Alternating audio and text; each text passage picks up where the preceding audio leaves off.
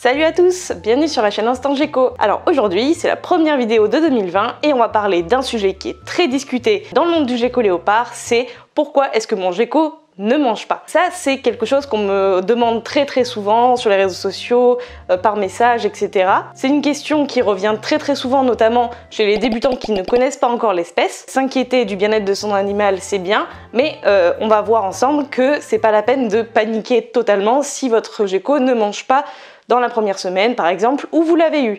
Donc on va commencer justement par ça. Quand vous venez d'avoir votre gecko, c'est normal qu'il ne mange pas tout de suite. Il va arriver dans un nouveau terrarium, un nouvel environnement qu'il ne connaît pas encore. Il va peut-être être stressé. Vous allez voir, il va énormément explorer son environnement. Il va grimper partout dans des endroits où vous n'avez pas prévu forcément qu'il grimpe et ça c'est assez rigolo à observer. Donc les premiers jours, il faut simplement le laisser tranquille, le moins de manipulation possible et on lui propose de temps en temps à la pince un petit insecte, mais s'il ne mange pas, ce n'est pas grave. Pour éviter que votre gecko stresse, il vaut mieux préparer son environnement avant qu'il arrive chez vous. Il sera d'autant plus à l'aise si vous ajoutez beaucoup de cachettes pour qu'il puisse explorer son nouvel environnement sans être sans cesse à découvert. Donc pour savoir comment bien aménager votre terrarium, je vous laisse aller voir ma vidéo sur le sujet. Ce qu'il faut aussi bien comprendre, c'est que le gecko léopard, il va stocker toute la graisse et les nutriments que contiennent ses proies dans sa queue. Vous voyez, en fait, sa queue, elle est bien bombée. Quand elle est bien bombée comme ça, en fait, il n'y a aucune raison de s'inquiéter. Si votre gecko ne mange pas, mais qu'il a de très bonnes réserves au niveau de la queue et au niveau des flancs, il n'y a rien à craindre. Mais au cas où il n'y ait pas beaucoup de réserves ou qu'il il en ait beaucoup moins qu'elle, parce qu'elle a vraiment beaucoup de réserves, on va voir qu'est-ce qui peut faire qu'il ne mange pas. Donc on l'a vu, la première raison, c'est peut-être parce qu'il vient tout juste d'arriver chez vous. Mais aussi, là, on est en pleine période d'hivernation et c'est pour ça que je fais cette vidéo en ce moment parce que j'ai énormément de questions là-dessus. Parce qu'en ce moment, les geckos léopards, même si vous baissez pas les températures de leur terrarium, ils vont beaucoup moins manger, voire complètement arrêter de se nourrir. Donc pour ça, c'est pareil. Si votre gecko a de bonnes réserves, inutile de s'inquiéter, c'est normal.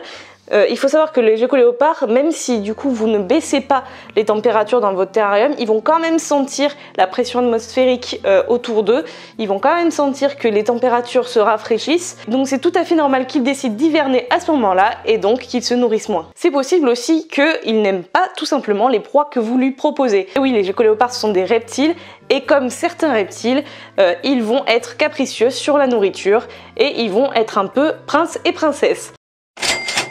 Quand ils ont des goûts un petit peu difficiles, il suffit de commencer par varier les proies que vous lui donnez.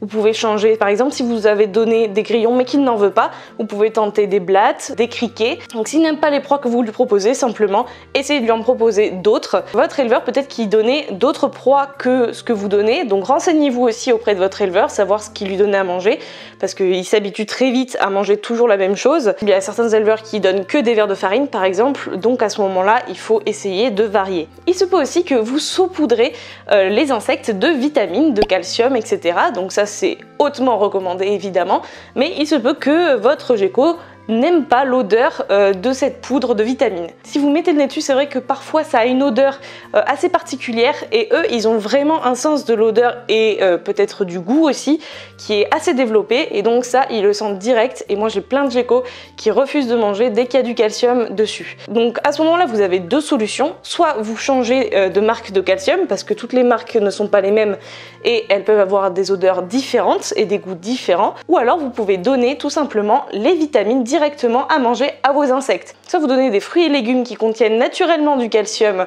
à l'intérieur comme les épinards ou les oranges par exemple à vos insectes, comme ça ils seront chargés en bonnes vitamines et le gecko les mangera. Soit vous pouvez directement saupoudrer la nourriture des insectes avec votre calcium et vos vitamines.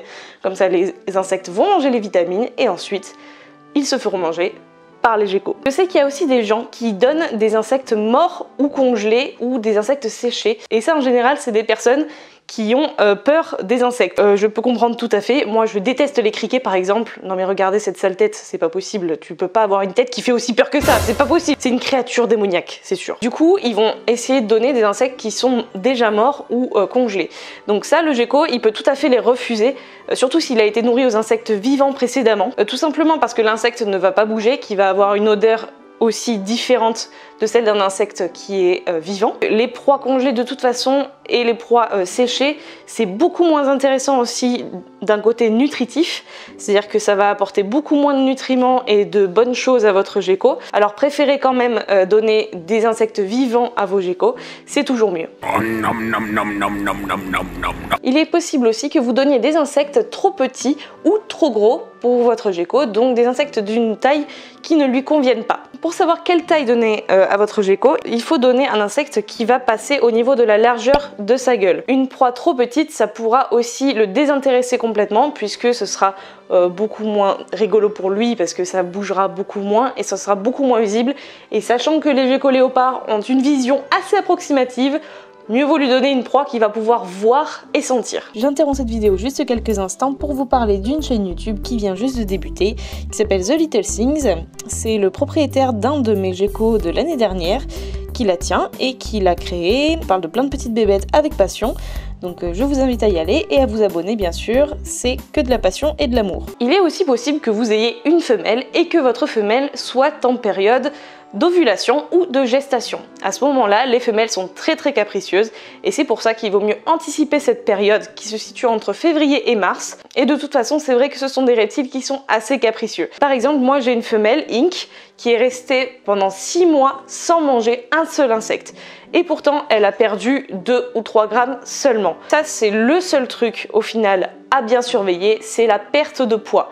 Si votre gecko perd du poids d'un seul coup et sans raison apparente, là, il faut consulter un vétérinaire obligatoirement. Et là, on arrive au point inverse, c'est-à-dire que vous avez un gecko qui mange trop et qui a beaucoup trop de réserves et qui est beaucoup trop gros au final. Donc ça, c'est pas bon non plus, l'obésité chez les geckos léopards. C'est vrai qu'on en voit énormément qui sont vraiment gros, qui sont bien nourris, etc. On se dit, waouh, il est énorme ce gecko, la personne doit trop bien s'en occuper et tout.